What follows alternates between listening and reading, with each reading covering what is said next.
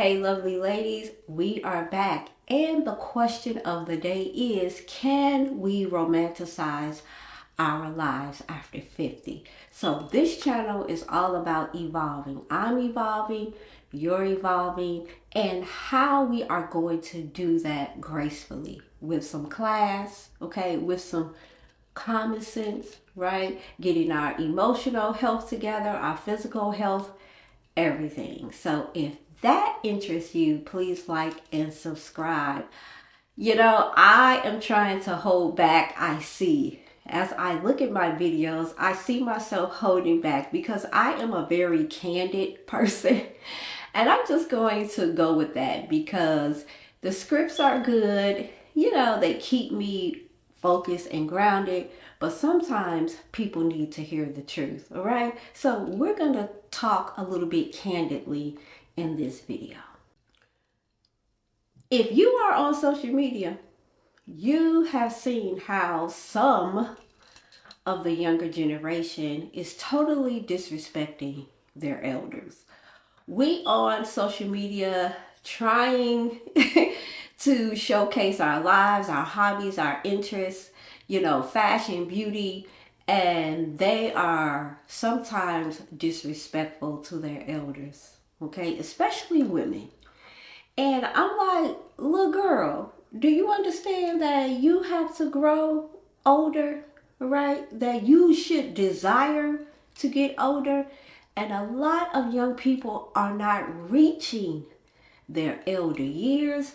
A lot of our young people are getting sick with many diseases that as an older person growing up, I just didn't see young people getting all of these ailments. So we over here are going to teach our younger women how to age gracefully in every area, mentally, emotionally, physically, even fashion, beauty, home decor, traveling, gardening, you name it.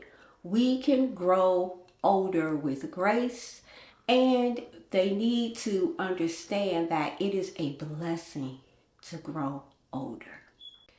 Now, with that being said, the number one thing that we need to focus on as we are romanticizing our lives after 50 is that one, we can. It's the perfect time to age and mature and romanticize our lives. We know what we want. We've paid the price for what we want. Most of us have. And we are super intentional about a lot of things.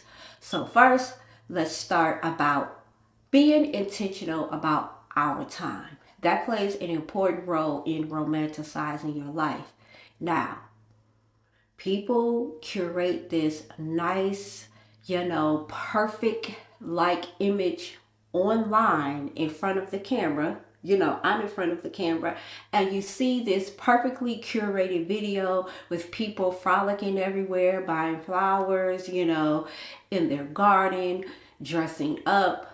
However, what we've noticed with the influencer era is that people's time, right, has not been intentional with the things that they display on the screen.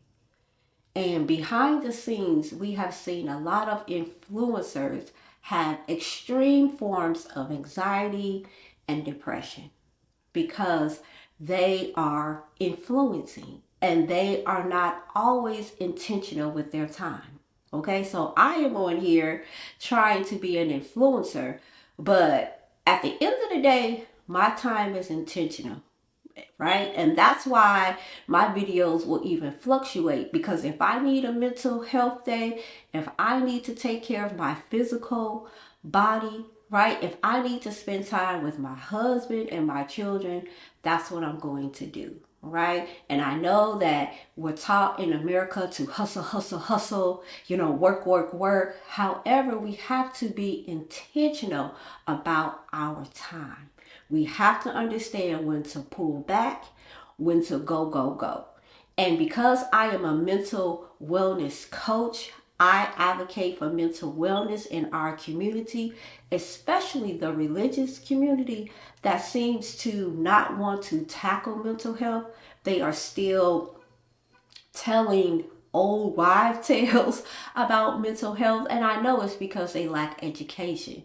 But mental health will also steal your time, right? So, time, being intentional with our time as we grow older is super important. As you grow older, you learn that you cannot give your time to everybody, right? Everybody doesn't deserve your time.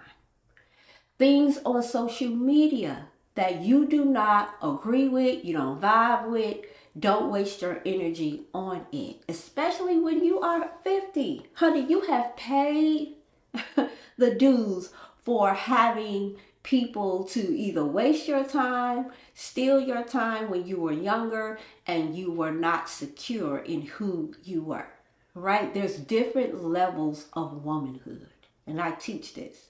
What you tolerate in your 20s and 30s, you no longer tolerate in your 40s and 50s and beyond. And like I said, I'm 52. I can't wait to get in my 60s because my friends who are in their 60s, they don't tolerate nothing that they don't want to. Now, they don't have ugly attitudes. They're not going around, being vulgar or dismissive to people, but they simply do not have the time. When you get to that 50 mark, you realize you only have so much time. And even if you're younger than 50, time is not always allotted to you, right? Tomorrow is not guaranteed. So we need to really be intentional about our time and living life on purpose, especially as you grow older. You don't have time to waste. So, are you going to continue to allow people to invade your space to steal your time? Or are you going to be brave enough to say, you know what? Not today. You know what? I don't have to take that phone call. Sis, you sitting up here discussing your relationship that you are not going to do anything about, which is trauma dumping, by the way. That's trauma dumping. I can't sit up and listen to that today. Or you bringing me gossip about what's going on in the congregation. I don't have time for that today. I need to tend to these flowers out here, right? So time is intentional.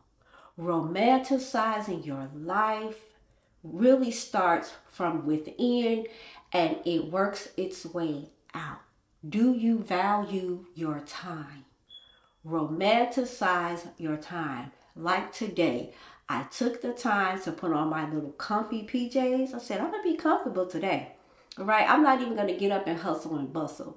And I am an educator also, but I decided even with that the school system was not going to continue to just steal and suck all of my time up, and I'm not getting anything out of it. So I decided to be a substitute, and I also run a educational hub where I teach different things online. I also teach foreigners or immigrants English. So I love doing that. Why?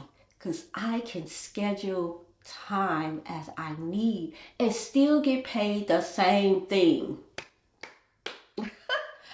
Like when I found out you can make just as much money and you can have benefits, especially with the organization that I work with. I can also have health benefits, but I am blessed to have a husband. He has a business and I don't have to worry about those things. But if I did, right? If I did, I'm with the organization that gives benefits and make the same money. So why not, take back my time, schedule work the way I want to schedule work for myself as well, build my own business and reclaim my time.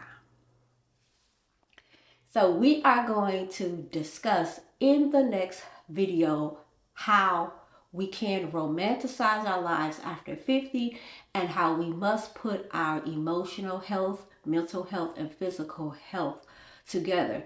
because I have just been diagnosed with osteoarthritis.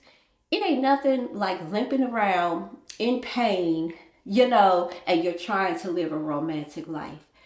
Pain and limping is not going to mix with my romantic lifestyle that I am curating. So I need to get things under control. My diet under control, my mental health under control, my physical health under control. So I hope you join me for the next video.